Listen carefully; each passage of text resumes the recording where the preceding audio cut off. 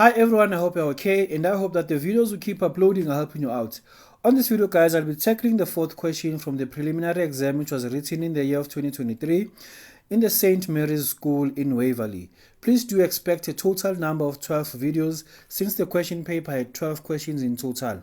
That simply means each and every question will have its own video, and please guys do take this seriously. I strongly believe that knowing how to tackle exam questions will give you an edge whenever you write your preliminary exam and most importantly your final examination. So please do share the video to your peers so that they may have the same edge as you, and please guys do help us grow the channel by just subscribing. Okay, number one guys, I'm supposed to determine the derivative by using first principle of f of x. Now, there is an equation we use guys to find the derivative. It simply says f prime of x is equal to the limit as h approaches 0 of f of x plus h minus f of x all over h. Are you together? So over here I have limit as h approaches 0. How can I find f of x plus h, guys? I'll simply go to the equation of f of x, and whenever I come across f of x, or rather whenever I come across x, I will simply substitute x plus h. That's why I'll end up having 3 multiplied by x plus h all squared plus 5 minus f of x. F of x is just equal to 3x squared minus 5. This is all over h. Né? The entire purpose, guys, of finding the derivative by using first principle is to just substitute 0 whenever we come across h. But right now we cannot do that, guys, because we'll simply have a 0 at our denominator. And if our denominator is equal to 0, that means the entire expression will be undefined. So before we substitute 0, guys, let's start by eliminating that h over there. But you can only eliminate the h if we just simplify our numerator. So let's just do that. On my numerator, guys, I can simply remove the brackets. Ne? I'll end up having 3x squared plus 6xh plus 3h squared plus 5 minus 3x squared. It's minus 3x squared minus 5. Remember that this was plus 5 over there, guys. Excuse me. Nah? So it's minus 3x squared minus 5. And then all of this, guys, is divided by h. And then I still have limits as h approaches 0. The 3x squareds will subtract one another. The 5s will always subtract one another. And then I'll be left with 6xh plus 3h squared all over h. I can simply take out a common factor, guys. Né? This is limits as h approaches 0. h is my common factor on my numerator. I'll be left with 6x is plus 3h all over h. Né? So this is just limit as h approaches 0. These two will just cancel one another.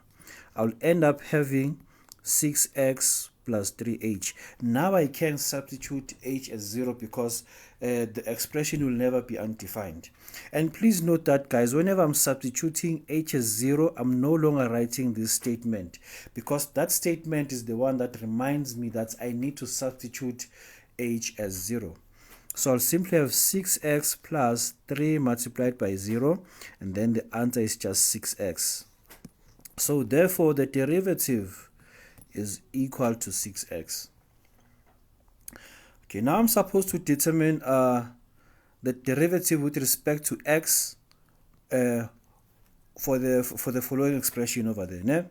Okay, remember that, guys, if ever I have f of x over here, guys, I'm not restricted to use first principle. Né? I can use the rule to find the derivative. If f of x is equal to ax to the power n, that simply means the derivative is equal to n multiplied by a, and then x to the power n minus 1.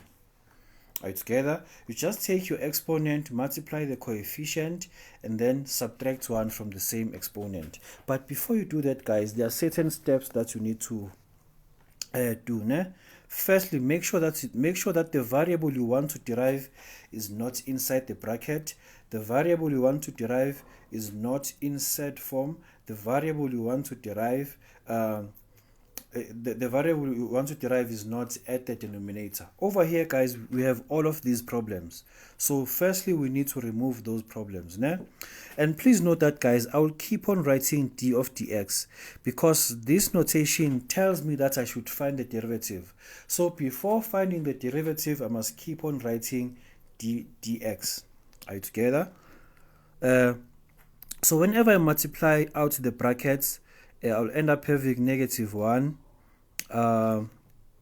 plus 3x, and then when I multiply 4 with the other term, that's just 4 all over the square root of x minus 12 times the square root of x. Né? Okay, at least now, guys, I do not have at least now I do not have brackets anymore. Né? So brackets problem is already solved. There are two problems which are there. Né?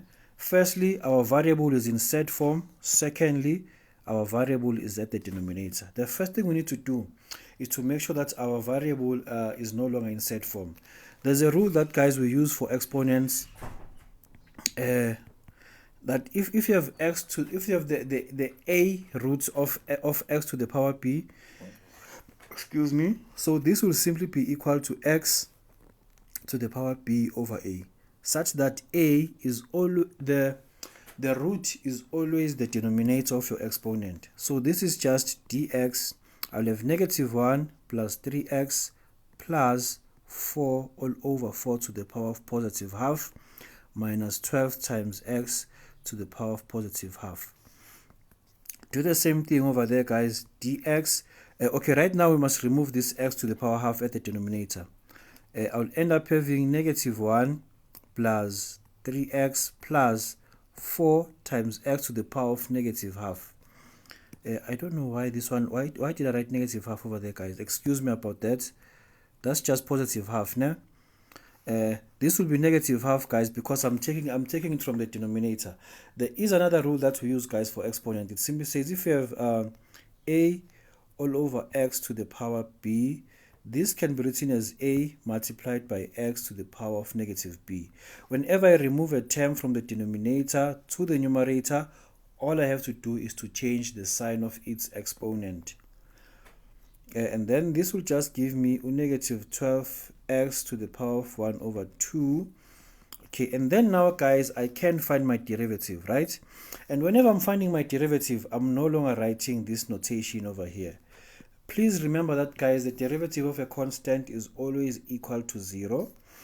Okay, so the derivative of negative 1 is just equal to 0, so I'm not going to write to 0.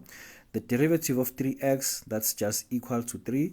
The derivative of that term over there is just negative 2 multiplied by x to the power negative 3 over 2. Remember, you have to subtract 1 as well there. Né? And then over here, I'll simply have negative 6 times x to the power of negative half.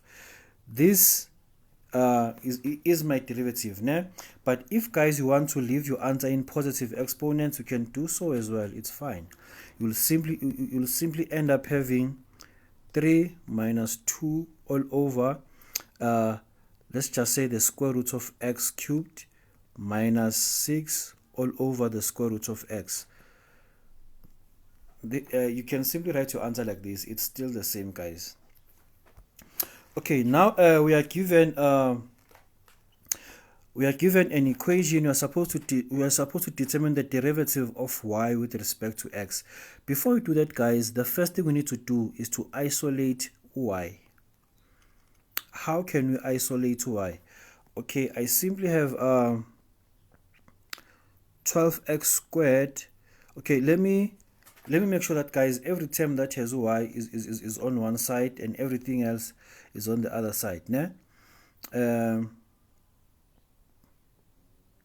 So I'll simply have 3xy, that's 3xy,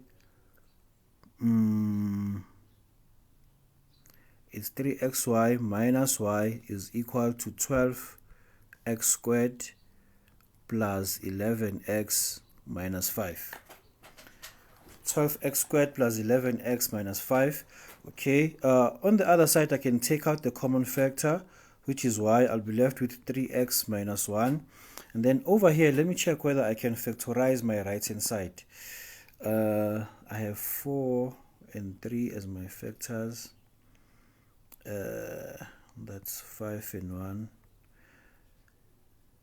Okay, let's factorize. I have 4x and 5, and then 3x and 1.